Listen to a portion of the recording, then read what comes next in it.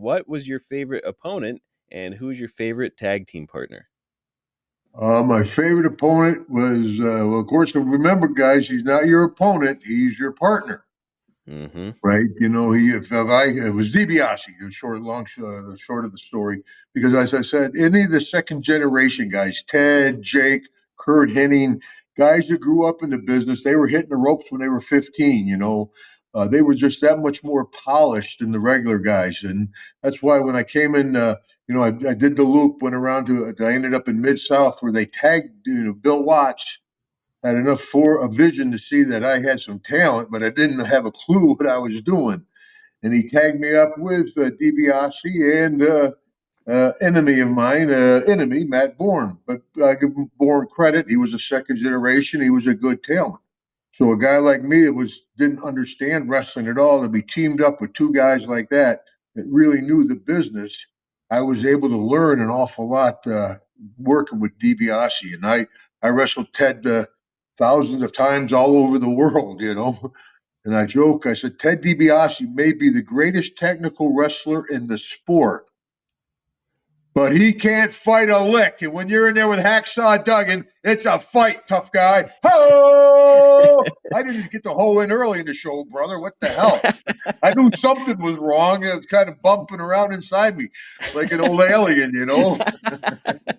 I'm I had to glad get we the got it hole out out. of me. Only got a few holes left.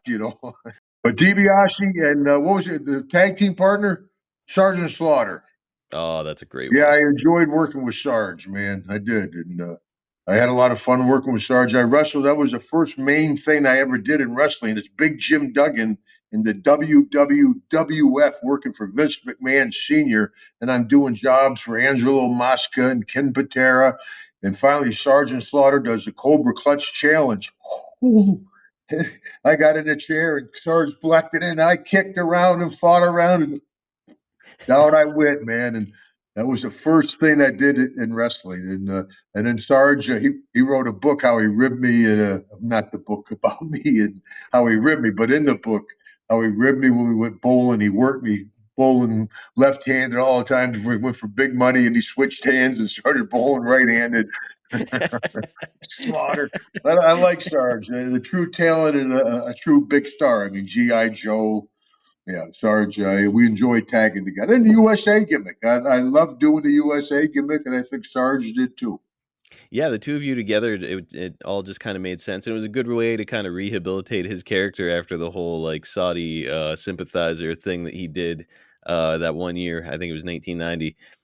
Jim, was there ever Well, there's talk a of getting? rumor that they were going to put the straps on us, but Animal got in there and bent Vince's ear, and they put it on LOD instead.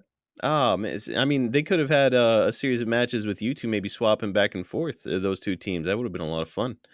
Yeah, Um, but it's also that's the deal. I never had a belt, so it's kind of a trivia deal. Who hasn't had a belt like Jake and myself.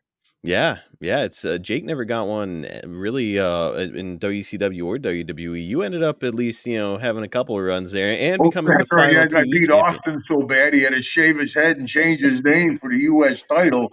Chased the boy right out of the territory. I'll go to WW. Hacksaw's here. Whatever became of that guy anyways? I think he got out of the I think business. he's working at Walmart.